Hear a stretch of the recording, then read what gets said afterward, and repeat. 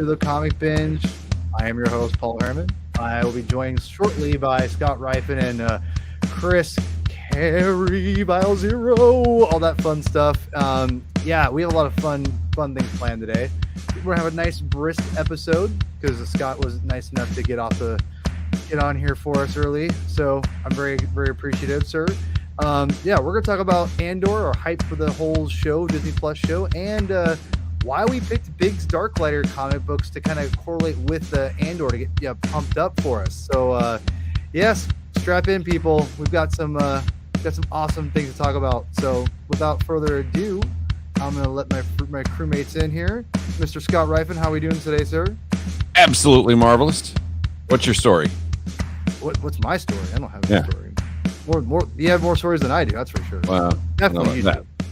Well, you're the elder statesman, remember? Oh, that's true. See, you got me going. I bought a new light to see if I could look a little less elder, but I don't know if it's working. Yeah, you always be the elder statesman. Even if you look, you still look great. You look great, sir. Yeah. Thank you for rescheduling for me today. My new rain spooner, by the way. Oh, nice. Looks very sexy. Look very sexy, sir. Mr. Chris, how are you doing today, sir? Hey, doing great. How you doing? Excellent. I'm doing well. How's the baby? Baby is gonna be 1 in 2 weeks. Wow. Yeah. That's insane, dude. Wait, isn't your baby a model or something? A model? Did you say, like, you showed me the picture? I don't mean to get. I don't want to break the fourth wall. Or, I'm not sure. There's a Pottery Barn Kids ad. Yeah, you know what I mean. Like, she was on a kids ad. Yeah. She's already balling. I know, man. She's already trying to pay her rent, which I appreciate. Well, make her pay rent, dude. That's all I gotta say. You start young, right? So anyway, so thank you for joining us. If you haven't already, please hit the likes button, hit subscribe. I lost a couple subscribers recently. I guess they just don't like my beautiful face. I don't know what it is. Sorry, y'all. Oh no. Love you, but you can't handle. I get it. That last Spider Council, never should have been off. I think I saw the views on my last. The last person saw, I think, the short I did about where I kind of called out Neil Gaiman, and I think they unsubscribed after that. I think that's what it was. But we'll talk later. So if you're wondering why we're talking about Cassian Andor and then Biggs Darklighter, I'll get into that in a second. But just kind of get us kind of rolling here. I'm curious where you guys are what are your feelings at for Andor in general? Are you guys getting excited for it? Is it something that you're anticipating? Besides it being a Star Wars show, let's throw that out of the way. We know we love Star Wars, we get it, but is this more anticipation than, let's say, like Book of Boba Fett or something else? I'll go with Chris here first. Chris, where are you at with Andor? Is this something you're super stoked on, or give me the 411 here? Yeah, I mean, it sounds kind of sacrilegious to say this, but my hype level is kind of at 0, and that's not that's not a bad thing either, because I've been super hyped for shows that I've been a little disappointed in. I was super hyped for Boba Fett, and I don't think it met my level of expectations. Still Boba Fett at the end of the day, but this one, it's interesting, right? I mean, Andor was far from my favorite character in the Rogue One movie. I understand why they want to do the show, and I think there are aspects of the show that's really cool. Like, you're going to get Mon Mothma in there. You're going to get a chance to see a time period in Star Wars that I think is pretty cool, that I'm interested in. Yeah. I believe the Rogue One villain is coming back, right? Krennic? Yeah, Krennic. I'm assuming probably, but I have no idea. He's coming back, and then no K2SO, which obviously. Well, he's coming back. I mean, I know season 2. Which, by the way, we'll get into that eventually because at some point, because their first meeting was in a comic book which I almost promise you will be retconned, because I'll be honest, that comic wasn't very good. But anyway. No, but I mean, yeah. Like I said, good. I've seen the trailer. The trailer's beautiful. It looks really amazing. I don't know. I just there's no. You're just not stoked on it. And I know. I think. What didn't they say? I mean, I think I read somewhere that like every couple episodes they're gonna do like a year jump or something. Like I'm trying to stay away from, which I don't care if you tell me, but like I'm trying to stay away from like spoilers like that. But like, I mean, I have no idea. I don't know. But did you like Rogue One though? I love Rogue One. Yeah. Okay. So why? It's weird to me you're not more stoked for it then. So that's just weird. What I love about Rogue One is not Cassian. Like the last 3 minutes, obviously, and then it's the whole cast of characters, right? And then that's this fair. Ensemble. You like the ensemble? Like those characters all together worked well.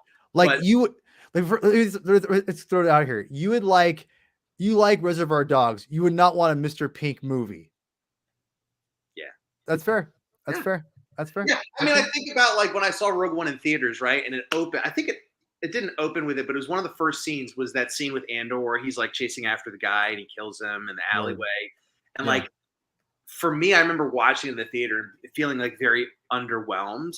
And the movie like slowly built for me to get to a good point. But that like the introduction of his character where he kills that guy in kind of cold blood, I kind of like bristled at his character. And I never really felt like I fully connected. I mean, by the end, I guess, but it took that whole movie for me to feel like I really liked him. Whereas, some of the other characters, you kind of like glom onto immediately. It's the mustache. That's probably what it is. He's only mustaches, Chris. Let's be real. I mean, yeah. Like just go full beard if you're gonna get the mustache. I mean, listen. I love me a good. I used to have a Civil War mustache. That's what I called it. It was pretty rad. I'll find a picture. Like you could do mutton chops. Well, I can do anything because I you can pull off mutton chops well. Yeah. Oh, they're coming back. It's more of a it's like a fall thing. They're coming back. Scott Rifen, Scotty Fun, aka Scotty Fun. What? Sorry, deep cut. Where are you in your hype levels for Andor? Well, I don't have a mustache. I've never really grown one before. So can you? But is that the? I don't know. Never tried. Wait, hold on. You've never attempted to grow a mustache? No, no. I mean, look at my face. Now? Why not start now? Why? Do it. Because mustaches are rad.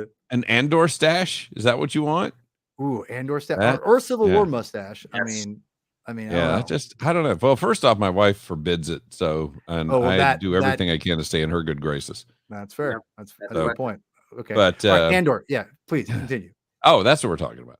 Come on, man. It's weird because I've been trying to figure out what it is. I saw the trailer, and the trailer looked really good. Okay, and I didn't get to go see the IMAX because the closest one was 5 hours away. But I would have if it had been an hour, 2 hours, I would have gone to see it. For sure. Yeah. It was great, especially with the whole. I drove an hour to see ET in IMAX. So, I would have driven to see Andor or Rogue One in IMAX. But at the same time, like this weekend, we were in. Where were we? Oh, we were in Savannah, and because I'm syndicated now, and just brag about it. Jeez, that's right. Humble brag. Jeez. You deserve it. Yeah. So we went in Hot Topic and they had an Andor shirt. Oh, just the logo. And I went, I need to get that. And then at the last minute I went, I don't really need to get it. And it was weird for me to just kind of pull back from that. And I've been trying to figure out what it is exactly that is keeping me from feeling anything. If that makes like I'm numb on the Andor thing. I'm thinking that we've always wanted this world where we just have tons of Star Wars content all the time. Yeah. And I think we're kind of at peak Star Wars content where it doesn't wind me up anymore. I go, okay, so it's the next one. Does that make sense? No, yeah. I think you're onto something here. I think that it almost feels like overkill. Like maybe again, no one asked for Rogue One or Solo, but we got it anyway, kind of a thing. Maybe is what you're kind of going with. And it's just like, well, I guess I'll take it, but I didn't really want this, but yeah, sure, I guess. And but everything. But I enjoyed them and I got hyped up for them because it had been, many years since the previous Star Wars and then a year since The Force Awakens. And I think we're all still riding that wave of Force Awakens, regardless of what anybody wants to revise and say, we all loved Force Awakens at first. And I mean, but and we rode that wave and we rode it into Rogue One. But now you've got like, okay, here's a streaming show, and here's a streaming show, and here's a streaming show, and here's a streaming show, and here's a comic, here's a comic, here's a comic, and here's a novel, and here's a novel, and just I'm kind of, and there's a new magazine, and there's this, and I guess I'm kind of at that juncture of where I've long been a completist, and I can't be a completist anymore because there's just too damn much of it for me to bother with anymore. Right. So I kind of it just I'm kind of a level removed at this point, if that makes sense. No, it makes sense. Where I'm at with the show is I'm super stoked on it. I love Rogue One. It's my second favorite of the Disney movies. Rise of Skywalker is number one. You heard it right. I love Rise of Skywalker. I love it. I love it. I love it. I love it. And again, I understand why people don't like it, just for the record. Mm-hmm. That all being said, I think Rogue One's a overall better movie, but I connect to Rise of Skywalker more. But I acknowledge that it's a better overall narrative and all that stuff. So before you unsubscribe and hate me, I just want to make that very clear. I understand why people love it. I think the Andor series is it's kind of not a no-brainer, but it makes a lot of sense. I think from a functional standpoint of where Disney is, it's the era. It's a character that people from a movie that people loved a lot. I like Cassian Andor's character. There's a lot of interesting things you can do with it. I think the trailers have already kind of dove into the ideas that where you could go. Gilroy is not a Star Wars fan, so he's going to give you a different side of the whole mythology of Star Wars that, he just is. And again, it's more of that kind of espionage, war, kind of thing. I just, there's something interesting about it and a dynamic about it that is interesting that I'm excited to get into. But at the same time, would I prefer something else as far as if I could say like what I wanted, which would be like lightsabers and Jedis and things like that, I'd say yes, I'd take that over Cassian any day of the week. But I mean, it's right now it is what it is. So, but I think it looks amazing, to be quite honest. And the small clip we saw that had an extension that's not on the available, that has like fighting scenes and whatnot. It was cool. It looked really interesting, and I'm into it. I'm hyped for it. So, anyone want to add anything? Go ahead. Sorry. Yeah, there was a mountain of Vader in the last show. It's gonna be tough to live up to that. Yeah, but true.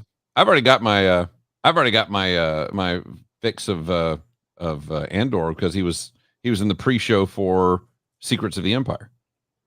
Oh, that's right. So, man, really, Chris, did you ever play Secrets of the Empire? No. You know what it is, right? Oh, you'd know it.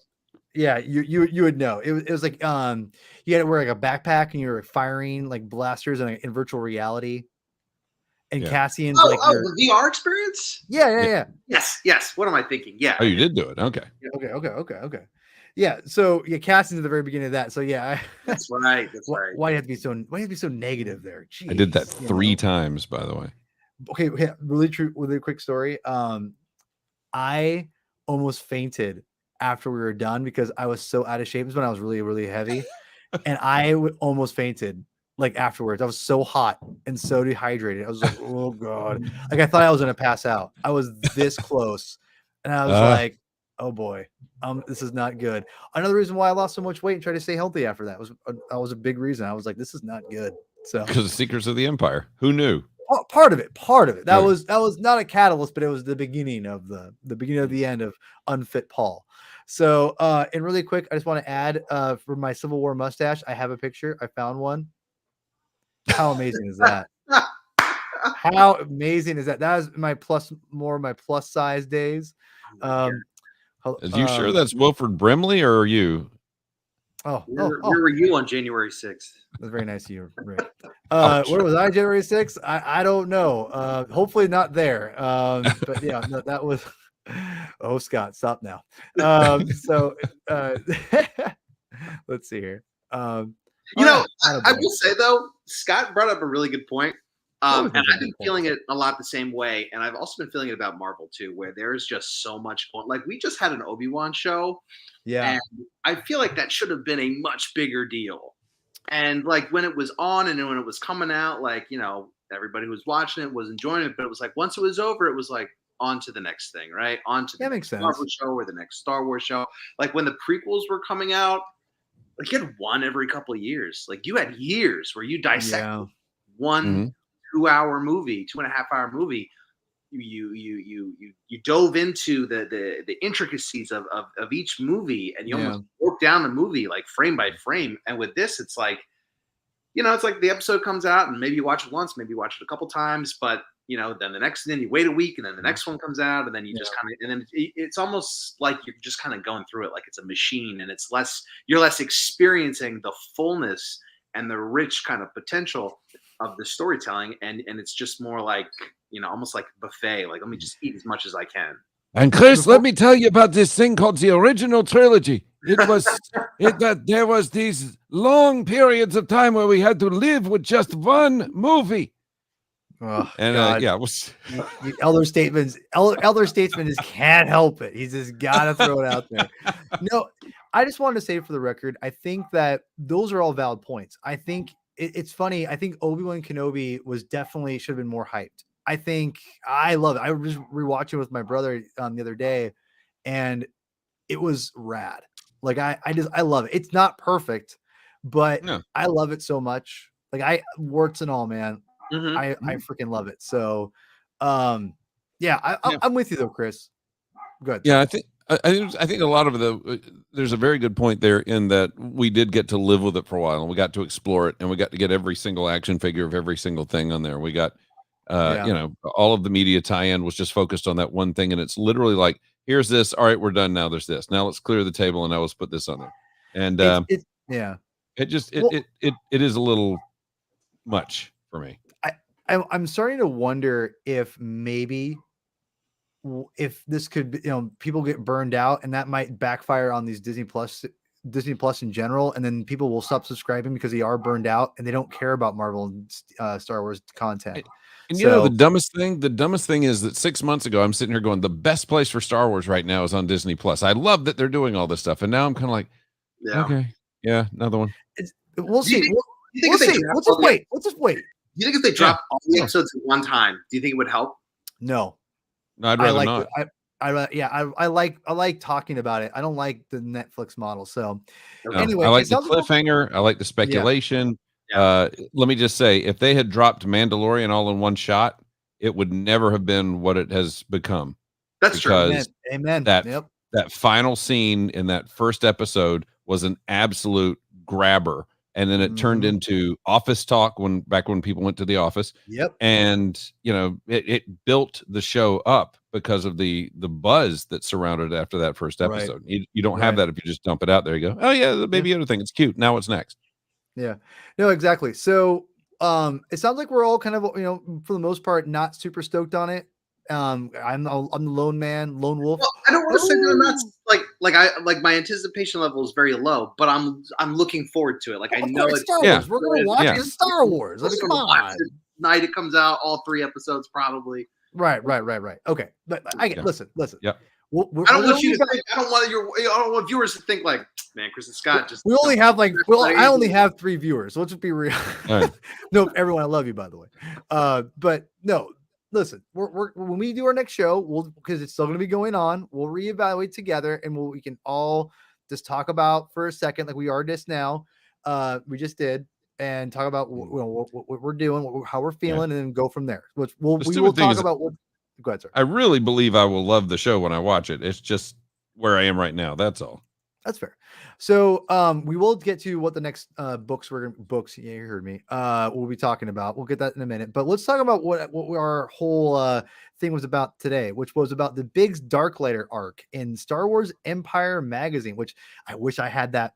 I don't have that one. But I do have this, which is pretty cool. Gosh darn it! I put it on the floor. I should be more professional.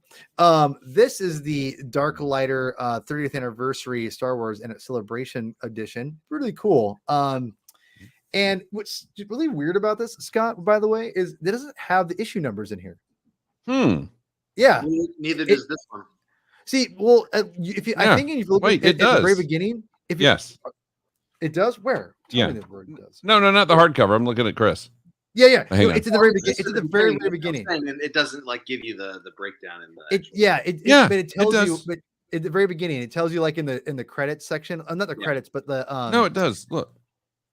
Hold on. Let's get here. See that? Uh-oh. X-Wing Rogue Squadron 0.5. Well, actually, I don't have that. I don't have that one. We don't have that one, sir. I think you that's read not the in wrong one. Oh no, tell me I didn't do that. I think you did. No, come on. No, I think you did, okay. dude. I Hang think. on. Oh my God, Scott. I'm going to be talking about this because this was good. All right, Like we'll do Empire it. number 8, like Oh that. yeah, I think Yes. that's it. Yeah, that's it. Yeah, that's it. See? Okay. Yeah, You it's read got the it right in there. one. Okay, cool. Or at least on the digital version it does. The paper one's upstairs, so I didn't look. Okay, yeah. So we're gonna talk about. I'll throw the first issue up here. Yeah, exactly that one. You got it. This is the issue we read. Star Wars Empire number 8, and it was weird because number 8 and 9, and then 10, I think what is 11 or 10 and 12, I believe. We read. It's in the description. I put it in there for y'all. So reason why we 8, picked 9, 12, and 15. 9, 12, and 15. Okay. 8, 9, 12, and 15. Excuse me. And that's in Star Wars Empire. You can get that on Marvel Unlimited. So go check it out there. Buy them individually. You get the trades that me and Chris has showed you. I think obviously Scott also had it here. But Biggs Darklighter is interesting. He hasn't got a lot of love in the new continuity, if you will. And it's one of those things where I didn't really care about Biggs at all. But the reason why we're reading about him is one, I wanted to bring up a Rebel versus Empire story, kind of go with Andor. But I thought it'd be funny because there was a small moment of time. I don't remember if you guys remember this, but I know Twitter kind of said, "What if Cassian or what if Diego Luna is playing Biggs Darklighter?" Yeah. Yep. Do you remember that? Yep. I'll be honest. I kind of like that. I thought it was kind of cool. I'm like, that's kind of a cool idea. I like the idea of having these two characters kind of be the same potentially. But what's fascinating was when I thought about, I had this for a long time. I wanted to read it eventually. I'm like, well, what better way to read this, to have an excuse to read this than for Andor, I guess. So, just to kind of play off that whole idea. What's hilarious is after reading these comics, guys, for the first time, I was like, man, I actually am pretty serendipitous that I chose this because it's actually pretty accurate for what we're going to be watching, I think. So, get into Scott, I'll go with you. Give me a breakdown of kind of just, if you read this before, reading it again, kind of just, what's your take on this, these 4 issues we read? I was amazed, like you said, at kind of how much it played into kind of what Andor might be, that there was kind of an espionage element, and there was also the getting your hands dirty element. That I didn't really, again, so much of this stuff has come out over the years. You've read it, and it's it's 20 years ago you read it, and so there are a lot of things that you forget. You kind of remember the broad brush strokes, but when you start rereading it, and you go, wow, there's a lot of the Empire is there. You have to dirty your hands in order to do the right thing sometimes, which is I think a recurring theme for Andor, where we first time we see him in Rogue One, as Chris was talking about, he shoots a guy in the back. He's obviously willing to do those ugly things, and at times these guys have to do these ugly things as well in order to do the right thing. Ultimately, grand scale, they kind of they have to be the guy that sins in order, they have to be the sin eater, right? Right. But yeah, I enjoyed this a lot more than I thought I would, rereading it, because same. It's and you've had a knack for picking this, which is again why when you sit back and say, hey, what about this? I'm willing to go wherever. But the art was I thought exceptional. Really good. Yes, really good. I thought the art was exceptional. Coloring exceptional, dialogue very well done. And this took a story that it's one of those things, I get a little pet peevy when they feel like they've got to take every single reference and do something with it and tell you the story. So when they tell the story of Randy Kliptik, I go, but you know what? It worked. And so I'm good with that. The only thing I really don't like is 4 TIE fighters meeting in a square in the middle of space. But other than that was weird. That was weird. that was weird. So it was by Douglas Wheatley. It was the art. And very noticeably Doug Wheatley. Yes. So was he did he do comics we've read before on here? He did episode 3 adaptation. Okay, he did that's the Dark Times series. And Doug Wheatley's an interesting guy because most of what he does is pencils and then no inks. You just color over the pencils. And he also is the only comic artist I know of that works 1-to-1. He doesn't use big art boards. He uses literally comic size sheets. Interesting. I met him at Celebration some years ago, and he was selling some of the episode 3 pages, which were killing me because I didn't have the money to afford episode 3 pages. How much But were they? I don't remember. Yeah, just, like the birth of Darth Vader page, and I can't remember how many thousands that was. But it was interesting because the thing I noticed was they weren't on the giant artboard; they were on just small pages, and so I started talking to him about that, and he said, "Yeah, the reason he does that is he can do highly detailed pencils, small, and he's quicker because he can do more pages in quicker time." Like that. When the technology of today, you don't have to blow it up really big to get a good print, like you used to have to do. So he does 1-to-1. They digitally color over the pencils, and then he can move on to something else. So he does. So he literally does not go. He does the same size of an actual comic book. Yep. Panels. Wow. So it's all 1-to-1. Wow. Yeah. That's and impressive. Insanely detailed. Yeah. It's let's be real. Let me throw a couple pages here. I did not know that. I'm gonna see that's why I have the elder statesman here. I just want to, no, but seriously, look at this. This is the detail on like these panels. Look at the top panel with Dodonna. Like great facial expressions, and when like chicks, the hot girl there's kissing on Biggs, because he's got a great mustache. Like this is all great detail. That's all the actual, if you look at that actual digital page, people. That's what he's literally putting in a pencil. Like he's literally drawing that small of a. That is crazy. And what is he doing now? I'm sure he's doing comics somewhere, somehow. He's got to be because the guy's tremendous. Why isn't this guy doing comics now for Star Wars? I don't get it. He may be finished with it. I'll tell you something else. Let me prolong this. I mean, I'm the one who's suffering tonight if we prolong it, right? Hang on, I'm gonna show you something. I'm trying to help you. I know that, but I'm gonna give you evidence of what I'm talking about. UFO guys don't do this.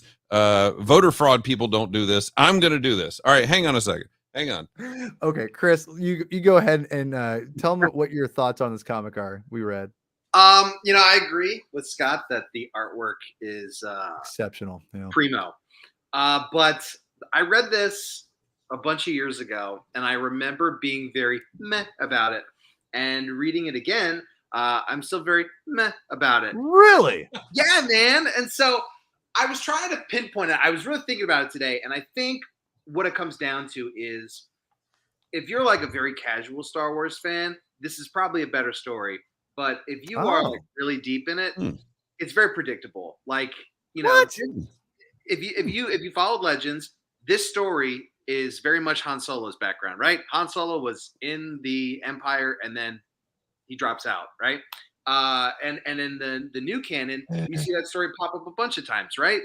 Inferno Squad, right? Then they the Empire. Solo literally drops out, like you say, though. I mean, like in on the battlefield, drops out. But my difference is that though. Okay, but yeah, my thing though just is the difference to me is Biggs led a rebellion on the ship. Yeah, and that to me is it was a mutiny for all intents and purposes. Right. Yeah, but even then, like knowing that like Hobby, right? Like if you're like a dude, but you do know Hobby's because they do right? They do try to kind of obscure who Hobby is, and we all know who he's going to be. Yeah, the whole thing with like his illness was very weird. I thought that was weird. That was weird. His whole I think they did it to like say why he wouldn't have been flying in the movie. That's what that was. And that's the other thing is that this story I felt was very hamstrung by canon, right? Like there's that whole. They basically took the deleted scene from the movie where he talks to Luke and they basically canonized it. And I think that really put them in a box of what kind of story that they could tell or that they couldn't tell. That's an awesome image, by the way. I love that creature. But yeah, because you have him talking to Luke. You have him saying like, yeah, I joined the Empire, but I think I'm going to, jump ship and join the rebellion. It really kind of, at that point, you're already really locked into a very specific timeline And that really kind of limits the stories I think that you can tell with Biggs, which at the end of the day isn't a whole lot. But I you know, it mean, did happen. I guess that's the thing to me is that yeah, I mean, yeah, this is what did happen in the story. We know that he was assigned to the first mate of the Randicliptic, and we know that by the time Death Star happens, he is with the rebellion. So right. I don't have a problem. To me, it's just kind of filling in the blanks, and hopefully there's some drama to go with it. And for me, there was. Yeah. I think that's the thing. I'm with Scott on this one. You don't have, yeah, I understand like you wouldn't let this be into it, but I guess for me, they had no choice but to go where they had to go because you had the deleted scenes, which I thought was a nice touch personally. Because those who don't know, they actually did. This is before I think, well before they were released officially through the Blu-ray. Because the Blu-ray came out in 2012. This comic came out in 2008. Of So they course. may have been on the CD-ROM thing. I know they Yeah. had that thing. Yeah. Yeah. I'm not counting that, Scott. Okay, let's I know you other states were like, what about the Microsoft? Whatever. You know what I mean? The CD-ROM, kids. The Let me tell CD-ROM, you something. kids. And he did the Stormtrooper shooting gallery. Come on, that was awesome. Yeah, well, whatever. My point is this. It's really cool. I thought it was interesting that they incorporated all these different deleted scenes into the movie, or from the movie into the comic book, and had it make sense. I totally get where you're like it's predictable, but like Scott said, it has to be predictable because that's the kind of story it's telling because it's pigeonholed by what's already set aside. I will say, he's gonna die at the end. yeah, well, right. So here's what I'm going to say. I liked everything I was really impressed with like the first 3 issues. The last issue was probably my least favorite because I thought how they handled Biggs was just like, oh, he died. I don't know. It felt very anticlimactic a little bit after like, It almost felt like a little cleanup. Yeah. What I didn't care for. Like this is the same issue. Like how like he goes from doing this to like, oh, I died. Yeah. It's also very narrative box heavy. I don't think I've read a comic like that in quite some time where there's very little dialogue and it's mostly narration. Set up. Yeah. What's good. I was going to say, what's funny is I do 4 hours of show every day on the radio that gets turned into 4 separate podcast episodes. And then I did 2 other episodes with a guy today. So this is my 7th podcast today. Nice. But the last one that I did earlier today, we were doing a comic from 1984. It was actually Indiana Jones and the Temple of Doom adaptation. And one of the things I said was I miss the narrative boxes because they're really not a part of comics anymore. And it's to me, you have a bunch of guys making comics now who are frustrated screenwriters and they're trying to make movies and they're ignoring a lot of the tools of the medium that help tell stories. So I miss those narrative boxes. So to follow up on what you're saying, I'm with you but here's a problem. You don't want to be like Stan Lee in, early Marvel comics where you're basically just narrating what the panel says, right? I mean, no. Danger. Yeah, no, you got to tell the story that's not being told. Like again, because I agree with you because the problem right now that I think writers in comic books in general is that one, the caption boxes all have to be thought in somebody's head bubbles. Yeah, it's all thought bubbles, but no thought bubbles, which I think that to me is also ignoring an aspect of comic books because one thing I've been reading Spider-Man, back in, from chronologically, what's cool is that you would have thought bubbles, not just from the main character, but from other people. Mm-hmm. And you don't really have that because when you have a comic like Spider-Man right now, you only have his thought process. But in the other comic books, you would have thought bubbles from, Dr. Octopus fighting Spider-Man or whatever. So I'm with you, Scott. Like they should use more of narration with the captions. And I will say that I noticed that even more so with like Frank Miller. He was heavy into captions, narration captions. That wasn't just, straightforward thought process or thought bubbles from the main character. So I'm with you. I will say I did like the fact that it helped it was setting up what was going on more than it was explaining what was on the panels. And that's what I think is the missing art of the comic book medium. Yeah. But you're right. People think like, we can't have this as a true like comic booky. It's like, no, it's a comic book, man. Like use the use it is right? a comic book.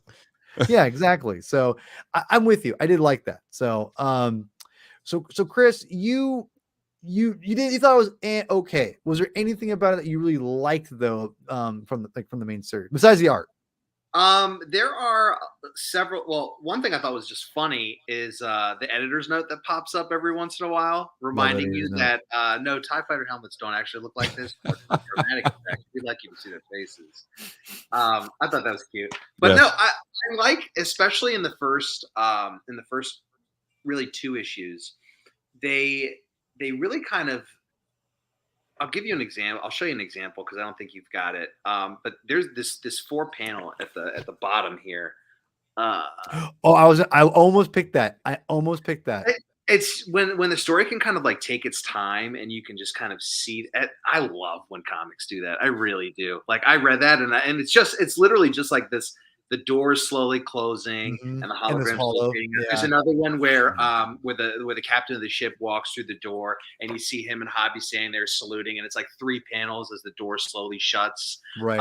And like they don't move, but it's just the only thing that changes is that door closing. I just little moments like that.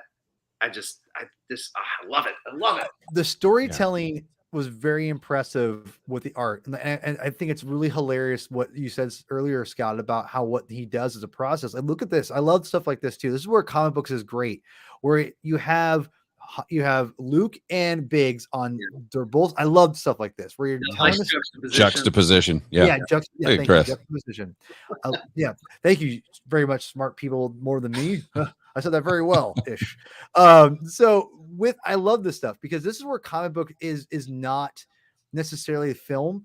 Film and comics are so similar in so many different ways, but the way you can tell a story, the beauty that people forget, and I say people because I think not everyone, but a lot of people, including the creators themselves in comic books in general, forget that the page is a work of it tells its own story by itself as well.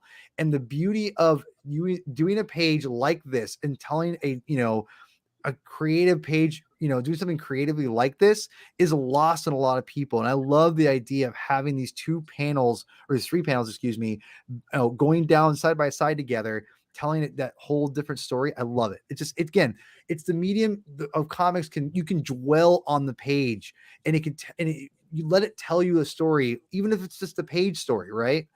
Film has to go, you're blinking and miss it. With comics, you can analyze, look, and see what is the artist and the writer trying to tell you with this page right here, right? I love it.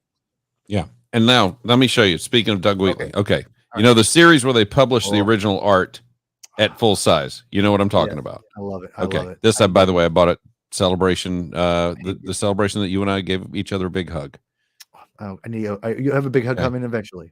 I know. Likewise. I know. Okay. So you got that. That's Al Williamson's Empire Strikes Back. Doesn't even fit on the screen, right? Yeah, it's amazing. I have Waltz over here. Okay, Waltz is right here. Yeah. Oh, big, God. Not as big as Al Williamson's, but still big enough. But still huge. Okay, Howard Chaykin's, oh, God. Same thing, just as big, same size as Waltz. Now, you ready? No. Wheatley's. Wow, Dark Times. Whoa. But look. I mean, closer, reproduction. Get closer. There's no inks. It's pure pencil. It's all pencil, and it's all 1-to-1 size. Wow. Holy hand grenades. That is nuts. That is nuts. That looks gorgeous. Yeah, it's great stuff. It's great stuff. But yeah, it's all 1-to-1, and it's all just pencils, and then you Photoshop. Oh my God. Vader. Ugh, damn it. Now you got to get that Empire omnibus. Oh, I mean, come on. Dang. Wow. And just pencils. Dude, why doesn't I don't understand like Jan DeSerma, Wheatley, the other guy did the Obi-Wan Kenobi stuff earlier. Oh, yeah. Where are they? What's that? Why are they doing Star Wars now? Brian Chang, man. I don't know. Like it's crazy to me. Like I mean, like Jan DeSerma draws literally some of the best character work of any comic artist I've known for Star Wars, bar none. Yeah, it's crazy to me why she is not working in Marvel right now. Like they're not like, hey Jan, we need people who can draw Star Wars well. why don't you come and draw Star Wars for us? You know, like, can you imagine her on like an Ahsoka book or something? Like, I mean, come on. Or even like, imagine Dr. Aphra being drawn by Candace Irma. Like, why not? Why not, people? So I mean, it's crazy to me. Like, and this guy Wheatley, no exception. I'm not familiar with a lot of the Dark Horse stuff after a certain point in time, and his stuff I'm not really familiar with, but holy smokes, that is no, he's amazing. He's really amazing. And Jan Duursma is great.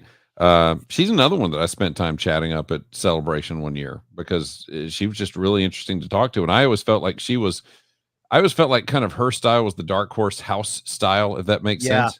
No, I agree. Well, and that's just for the record. Why are these? I look at these artists, like, why are they not working one with Marvel now? But why isn't Marvel finding artists like this now for Star Wars, like in general? Yeah. Like, that's so crazy to me because, and they have good artists. Don't get me wrong, they have good artists out there, and they do work on Star Wars, but it's just, it feels like not all the time. It's weird. So the art in Dark Horse is really impressive.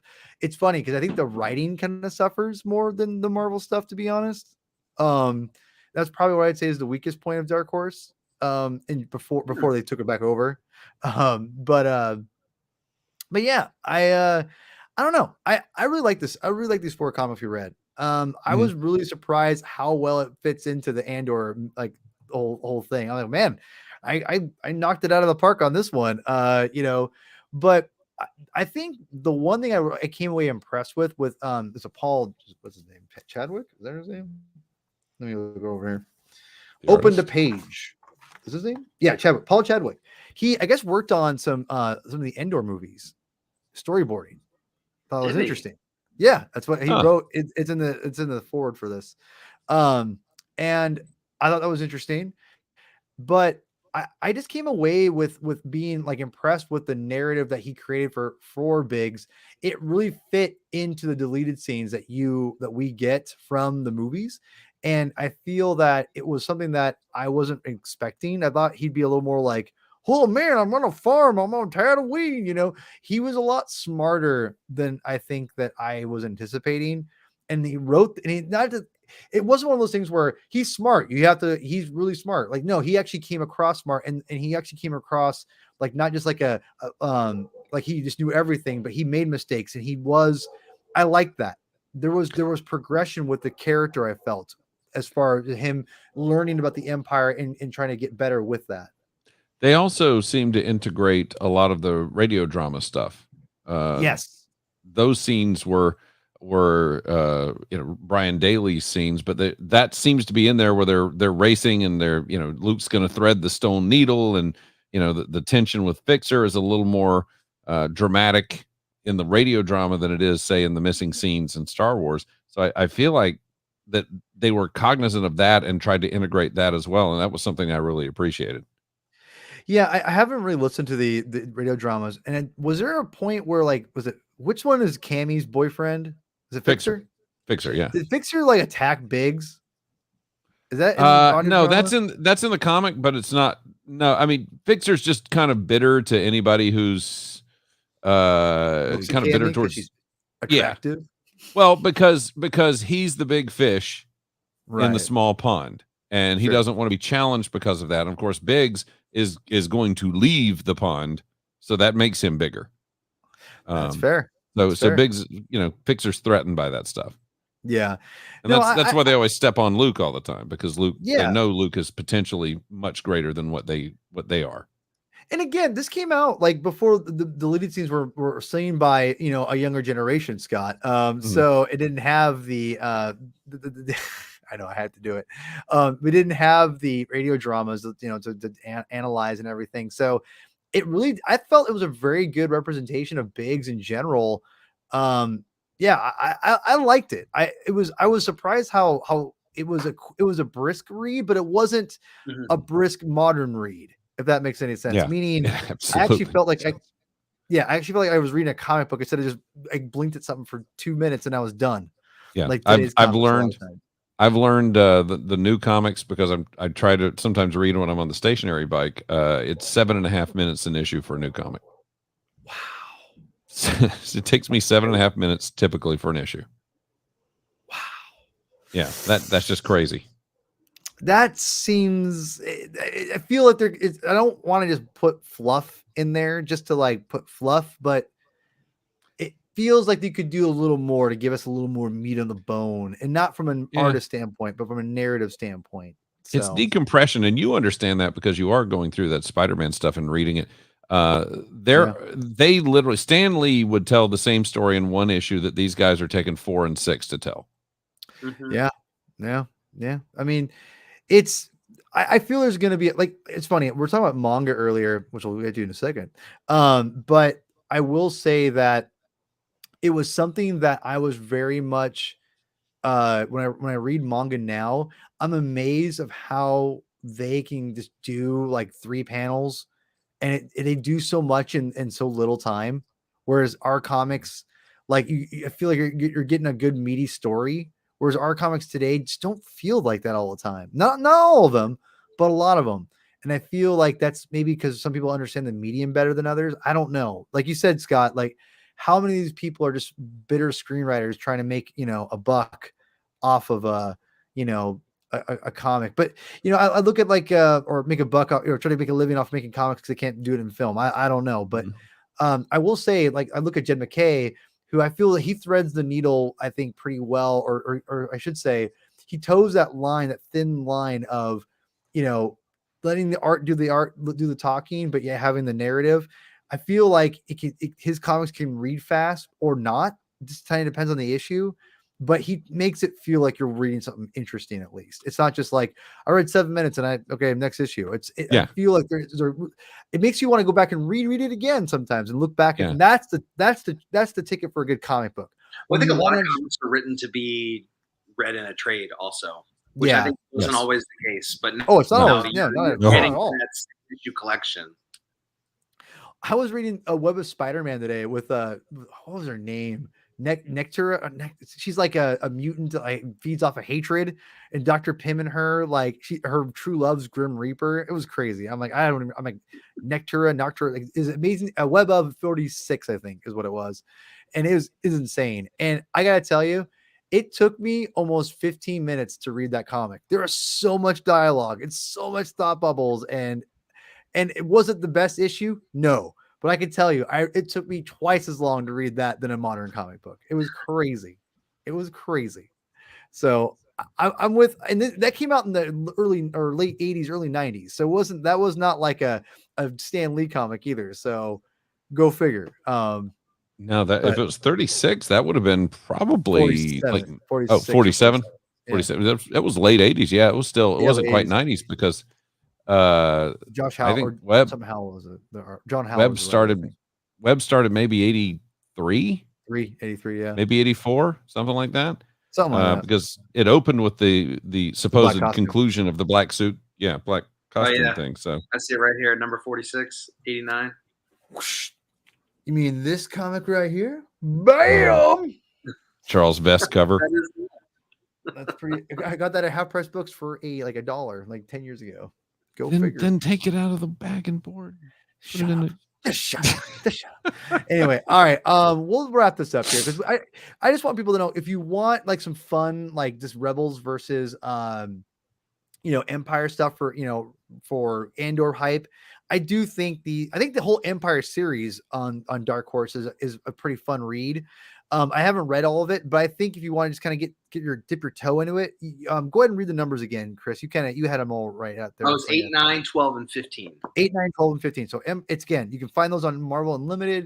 You can find them on Comixology. Get the trades. I think they're on the Epics, I believe. But yeah, I'll be honest, reading these comics made me go, maybe I should start from issue 1 and just go for it, because I really enjoyed, because it's an anthology series. It doesn't really follow one narrative, which I kind of like. It's funny. Do those comics never do well? It feels like the anthology series don't ever last in comic books. No, they don't seem to. I mean, Marvel Comics Presents, I guess, made it a while, but that had the cliffhanger hook to it. And later in its run, Empire started to have like a set storyline, sort of. Okay. Yeah. There were still like some one-off issues, but like I love the first 4 with Darth Vader, and there's like this like secret plot against the Emperor. But and actually, it's in this, and I kind of kept reading because I remembered, I was kind of like, there's a story, a really great story. That actually it kind of spills over when Empire turns into rebellion after. There's this really great story about an Imperial captain who turns out to be Tank, another one of Luke's friends. And he's an Imperial officer, and they're like constant entanglements, which I think is just that's just a great Star Wars story. That's awesome. All right, cool. Right on, man. Right on. Yeah. So it sounds like me and Scott are more yays. Chris is a nay. Okay. Chris is a nay. He's a nay. Nay. All right, guys. Any final thoughts before we reveal what we're going to talk about next time? Just what you said, which is, again, this stuff, if you're looking for something to prime the pump for Andor and you don't want to just watch Rogue One again, this is a good place to go to me. Chris, man? I agree. I think that, quality of the story be damned. I think the artwork alone makes it worth checking out if you're interested. And like Scott said, if you're interested in that story, that time period, it's a good read. Art is really good. Art is really good.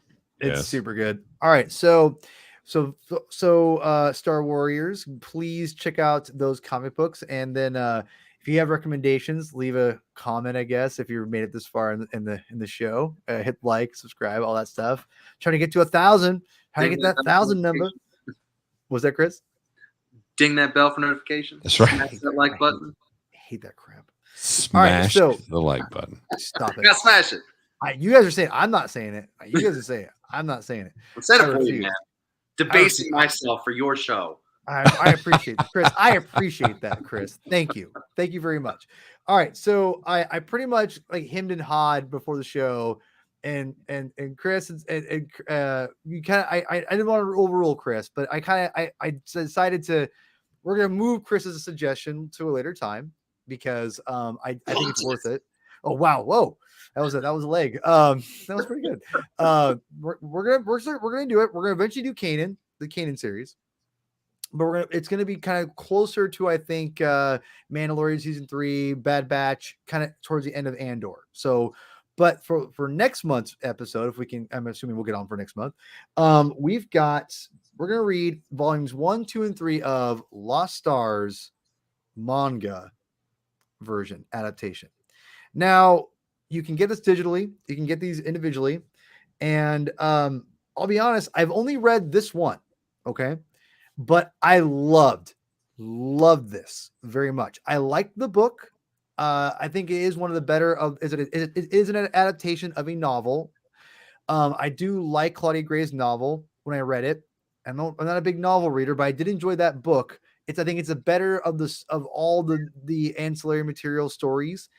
But I got to tell you, when I read this, I came away liking it even more, like the whole idea of the story. And I think the visuals and the manga storytelling really, really, really helps.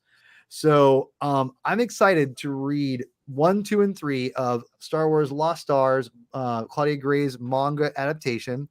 Check it out. I'm not sure if it's on Hoopla. I'm going to talk more about Hoopla later on. I think I'm going to have a special episode about where people can get comics for cheap and not also like bootlegging and stealing, because I think it's important, but that's not today. But we're going to read these issues next month, hopefully, or books, I should say. But it's a lot potentially, but I think it's worth it. I think it's going to fit Andor's narrative really well. And I think it's worth checking out because I want to do more manga, because comics and manga, let's be real, same thing for the most part. So that's how it's presented sometimes, which still confuses me because I'm not very smart. Yeah, looking at it, yeah, it looks pretty thick for a manga. No, it's thick, but it's because manga storytelling is incredible, and they don't care about page. I'm not sure if they care about page count necessarily. Yeah. And I'm really looking forward to it because I was really impressed with this first volume a lot, to be honest. Is it right to left or is it left to right? Like it's left to right, I believe. It is. Okay. That's actually no. I apologize. Gosh darn it. See, this is where I'm really bad. It's like, yeah, it's so like you're reading a. Yeah. Is it in English or Arabic? I guess is the question here. No, it's in English. It's everything. Yeah, everything is English. So I just mean as far as right to left or left to right. Oh God, I don't. I'm so bad at this. It's backwards. It's backwards. Backwards. Yeah. So it's not like the High Republic stuff, because the High Republic stuff is. Yeah, like, it's normal. Yeah, no, this is legit, like straight up awesome. like traditional manga. I'm sorry. Yeah, I was getting confused myself. But yeah, no, I was really impressed with it. So we'll see what you guys think. I know you guys weren't really huge fans of the book, it sounds like, but at least you weren't, Chris. Did you ever read it? Yeah. Me? Yeah. Yeah, I tried. Yeah, I tried. I couldn't finish it. I couldn't finish it. Because you fell asleep. Yeah, probably. Yeah. It does not surprise me. Back in those days, you fell asleep a lot more than you did now. Let's be real. Let's be real, Scott. Let's be real. I could use falling asleep some right now. I'll tell you the truth. I know. All right. We're done. Hey, listen, I'm getting out before 7 o'clock, buddy. That's pretty impressive. So, speaking of which, why don't we pimp yourselves and let's get out of here. All right, Chris, why don't you go first, sir? Yeah, you can find me at Vile0 on Twitter. Why don't you do more like stuff? Like, I just wanted to call you out. Like, what I mean, like more content. Like, do stuff because you're awesome. What? Like videos, get on a podcast, you should do your own stuff. You're great, man. Yeah, it's like all I do is beg to get on the Spider-Man Council. Well, you're gonna get you're on. I told you on the next episode you're on. You and young Neil are on. Yeah. So just know, but you should do more podcasts because you're great. Just know that you're gonna be on the council. Don't worry. Appreciate you, man. So I appreciate you too, brother. Just get out there. Get out there. You're good. All right, Scott, you're already out in like 800 things. You know, what else do you do? I'm on a couple of radio stations, like 4 radio stations now, and I know it is crazy. It is crazy. And the podcast version of that show's on every single day on the iHeartRadio app. And yes, more. There I am, right there. He's hugging me. Nice. Sorry. Yeah, sorry. Hi. I'm supposed to do. I'm doing an episode of Back to the Bins in the next week. I'm doing an episode of Is It Jaws in the next week. I'm supposed to record next Monday an episode of Around the Galaxy. Is that right? No, not Around the Galaxy. No, that's not right. The other one, Rule the Galaxy. It's one of those the galaxies. Rule the Galaxy. Joe Molinaro. And sorry, Joey. Yeah, sorry, Joe. I'm busy. I'm doing a bunch of stuff, and I'm the voice of Glen Academy Red Terrace football. So we got that going for us, which is that's nice. Awesome. That's awesome. I love football. Love me some football. Me and my brother Derek, we love football, right, Derek? Okay. Yeah, go follow him on there. Scott, thank you for going. Scott gets up really early, guys. So he gets up like earlier than I do. I get up at 5:30. So just tell you something. 3:30. Yeah. So I'll get you out of here. Thanks everyone. Hit like, subscribe. Appreciate for everyone who subscribes. Really do mean a lot. And until next time, read more comics and grow more mustaches. Good night, everybody.